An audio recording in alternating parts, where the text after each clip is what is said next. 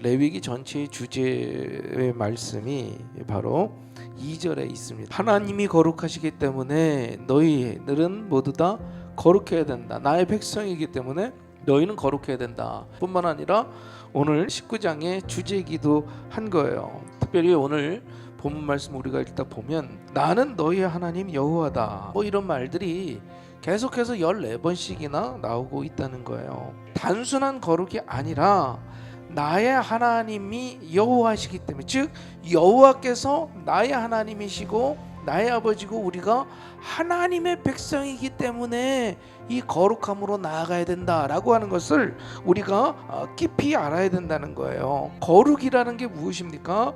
하나님의 백성이기 때문에 지켜야 될 생활 규칙과도 같은 것을 바로 거룩이라고 얘기할 수 있다는 거예요. 자, 그러면 오늘 제가 말씀드리고 싶은 이 화목제물을 먹는 것과 그 화목제물을 먹으면서 나눠 먹는 것에 이 거룩하고 어떻게 연관이 될 수 있는가라고 하는 거예요. 화목제는요, 구원에 대한 혹은 평화에 대한 감사로 드리는 겁니다.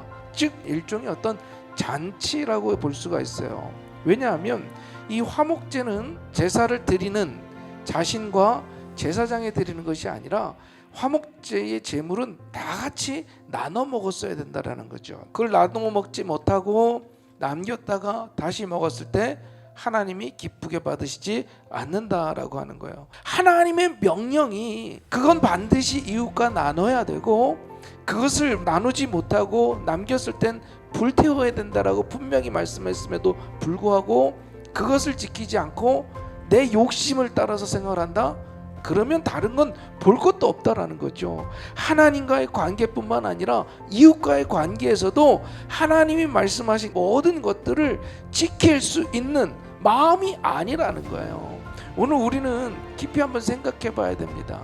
성경에 하나님께서 하나님의 사랑을 증거하고 또 복음을 증거하고 은혜를 나누고 하는 말씀들을 참 많이 말씀해 주고 계시는데, 하나님께서는 반드시 영혼을 사랑하는 마음으로 우리에게 지킬 것을 명하셨다라는 거예요.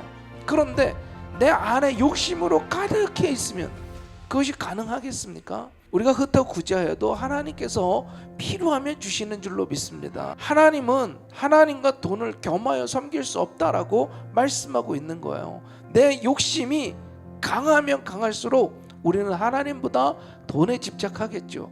화목제물도 나눠 먹지 못하는 그런 사람이 되겠죠. 하나님을 온전히 믿는다면, 하나님이 채워주실 것을 믿는다면 그 하나님의 은혜에 감격하면서 예물 드리고 기쁨으로 나눠 먹는 그런 마음, 오직 하나님을 바라보는, 하나님을 의지하는 그 마음으로 나아가는 것이 우리가 거룩함으로 나아갈 수 있는 기본 자세인 줄로 믿습니다.